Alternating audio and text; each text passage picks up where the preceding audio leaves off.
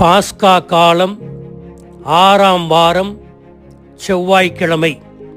நற்செய்தி பகுதி யோவான் பிரிவு 16 அருள்வாக்குகள் 5 தொடக்கம் 11 வரை. இன்னும் சில நாட்களில் நாம் இயேசுவின் விண்ணேற்பை கொண்டாட இருக்கிறோம்.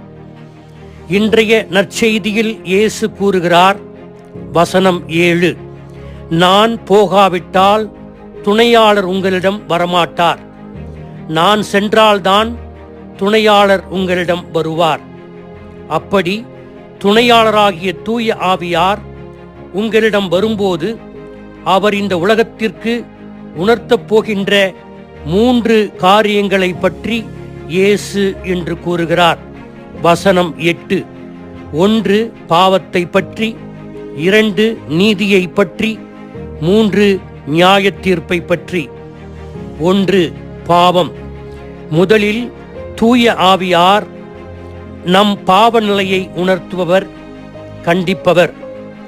இயேசு பாவி அல்ல, ஆனால் உண்மையான பாவம் இயேசுவை ஏற்க மறுப்பதாகும்.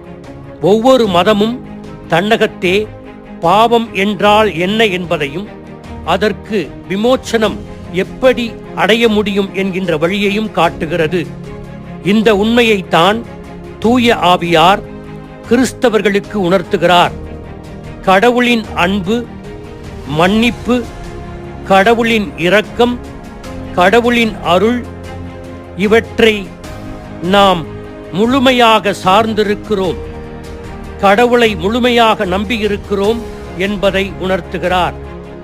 நாத்திகரான சிக்மண்ட் ஃப்ராய்ட் கூட கடவுள் இந்த உலகத்தில் இருக்கிறார் என்பதற்கு வலுவான சான்று பாவத்தை பற்றிய மக்களின் உறுதியான எண்ணமே என்று ஒப்புக்கொள்ளுகிறார். பாவத்தை குறித்து புனித அகஸ்தினாரின் கருத்தும் இங்கு சிந்தித்து பார்ப்பதற்கு ஏற்றது.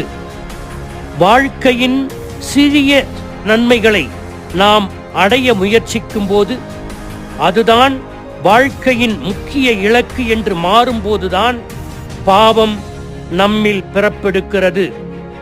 பணம், பாசம், அதிகாரம் இவை நல்லவைதான், நமக்கு நன்மை செய்பவைதான், இவைகள் நமக்கு தேவைதான்.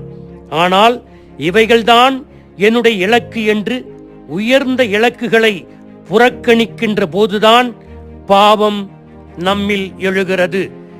நாம் பாவம் செய்யும் சூழ்நிலைகளை அலசி ஆராய்ந்தால் கீழ்கண்ட 2 காரணங்களுக்காகத்தான் நாம் பாவத்தில் சிக்கிக்கொள்கிறோம் என்பதை உணர முடியும் என்று புனித அகஸ்தினார் கூறுகிறார். எது நம்மிடம் இல்லையோ அதை பெற்றே ஆக வேண்டும் என்று எண்ணும் போதும், நம்மிடம் உள்ள ஒன்றை இழந்து விடுவோமோ என்ற பயத்தினாலுமே பாவத்தில் நாம் சிக்கிக்கொள்கிறோம் என்று புனித அகஸ்தினார் விளக்குகிறார். 2 நீதி.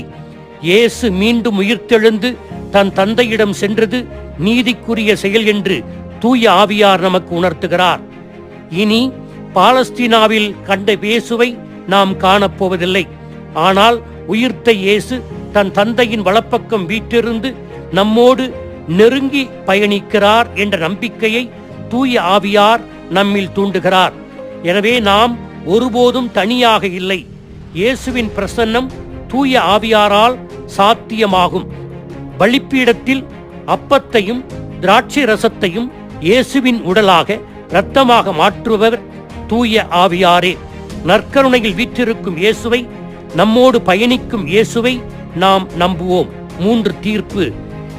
தூய ஆவியார் நம்மை உலக இறுதியில் நியாய தீர்ப்புக்கு உட்படுத்துவார். கடவுளின் நீதி இருக்கைக்கு முன்பாக நாம் நிற்போம்.